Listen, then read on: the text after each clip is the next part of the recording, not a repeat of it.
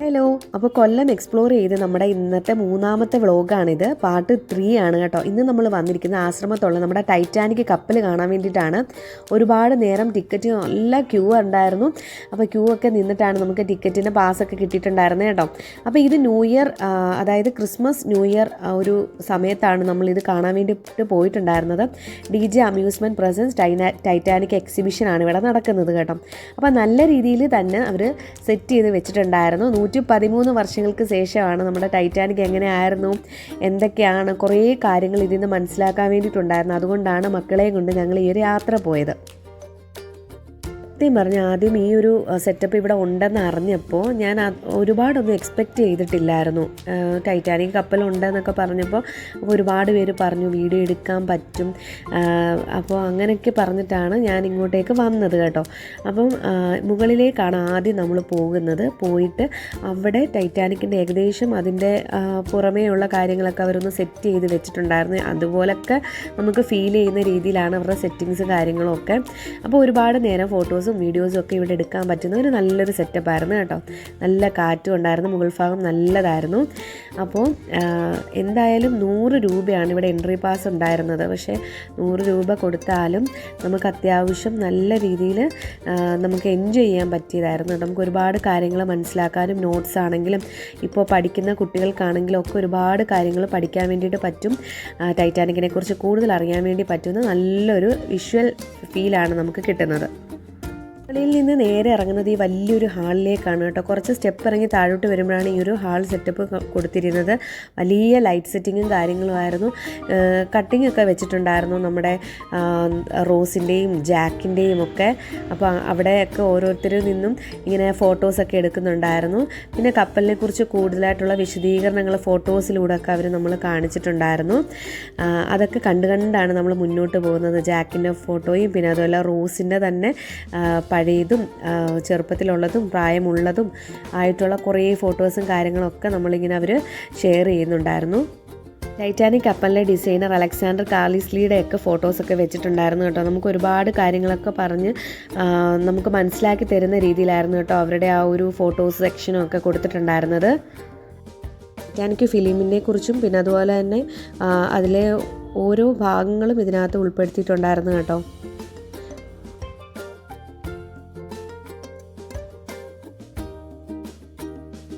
നമ്മൾ ഈ കാഴ്ചകളൊക്കെ കാണുമ്പോഴേ നമ്മുടെ ബാക്ക്ഗ്രൗണ്ട് മ്യൂസിക് എന്ന് പറയുന്നത് നമ്മുടെ ടൈറ്റാനിക് സോങ് ആയിരുന്നു കേട്ടോ.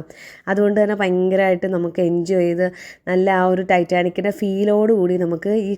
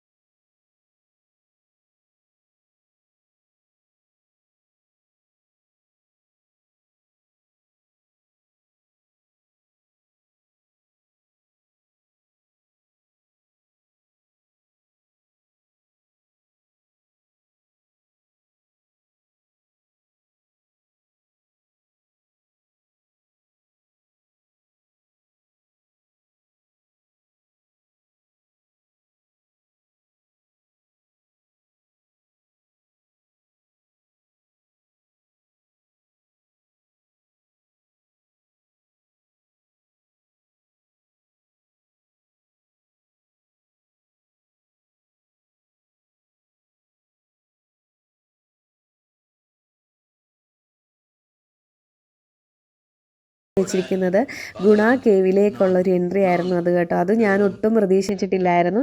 അപ്പോൾ അതിലൂടെ തന്നെ നമുക്ക് ഗുണ കേവിലേക്ക് പോകാം. അപ്പം ഗുണ കേവ് എല്ലാവർക്കും അറിയാമായിരിക്കുമല്ലോ. ഇപ്പോൾ നമ്മുടെ ആ ഫിലിമും മഞ്ഞുമൽ ബോയ്സും ഒക്കെ വന്നതിന് ശേഷം ഒരുപാട് ട്രെൻഡ് ആയിക്കൊണ്ടിരിക്കുകയാണ് ഗുണ കേവ് സോങ്ങും കാര്യങ്ങളും ഒക്കെ. അപ്പോൾ അതിലൂടെ നമ്മൾ ഇതിലേക്ക് കടക്കുന്ന ഒരു സീനുണ്ടായിരുന്നു. അതിന് പ്രത്യേകിച്ച് പാസോ കാര്യങ്ങളോ ഒന്നും ഇല്ല കേട്ടോ. ആദ്യമേ നമ്മൾ ആ ടൈറ്റാനിക്കിൻ്റെ തന്നെ ഉൾപ്പെടുന്നതാണ് ഇവിടുത്തെ എൻട്രി പാസ്. അപ്പോൾ അതും ഭയങ്കര ഫീൽ ചെയ്യുന്നൊരു സംഭവമായിരുന്നു. നമ്മുടെ ആ ഒരു ചെറിയൊരു പോർഷനാണിത്. നല്ലതുപോലെ അവരത് ക്രിയേറ്റ് ചെയ്ത് വെച്ചിട്ടുണ്ട് കേട്ടോ. അപ്പോൾ ഫിലിമിലൊക്കെ കാണുന്നത് പോലെ തന്നെ ആ ഒരു കാടിൻ്റെ ഉള്ളിലേക്ക് ചെല്ലുമ്പോഴുണ്ടാകുന്ന ആ കുഴിയിലേക്ക് വീഴുമ്പോൾ ഉണ്ടാകുന്ന എല്ലാ സംഭവങ്ങളും കാര്യങ്ങളും പിന്നെ മൂങ്ങ അതുപോലുള്ള ജീവികളെയൊക്കെ അവർ നല്ലതുപോലെ ക്രിയേറ്റ് ചെയ്ത് വെച്ചിട്ടുണ്ടായിരുന്നു. അതും നമ്മുടെ കമലഹാസൻ്റെ ഫിലിമിലുള്ള സോങ്ങും കാര്യങ്ങളും ഒക്കെ ഇട്ടിട്ടാണ് നമ്മുടെ ആ ഒരു നടന്നു പോകുമ്പോൾ ഉണ്ടാകുന്നത്. അപ്പോൾ നമുക്കത് നല്ല എനിക്ക് എൻജോയ് ചെയ്യാനായിട്ട് പറ്റി.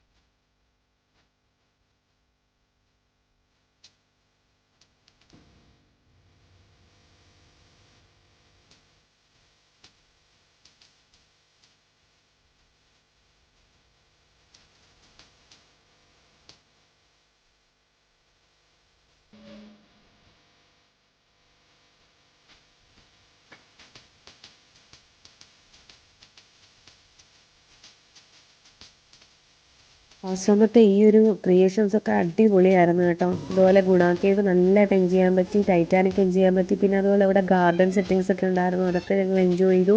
അപ്പോൾ ഒരുപാട് നല്ല നല്ല കാഴ്ചകളൊക്കെ നമുക്ക് കാണാനായിട്ട് പറ്റിയിട്ടുണ്ടായിരുന്നു. ഇപ്പം നമ്മുടെ പാർട്ട് 1ഉം പാർട്ട് 2ഉം പാർട്ട് 3 ഒക്കെ നിങ്ങളെല്ലാവരും കാണണം, സപ്പോർട്ട് ചെയ്യണം.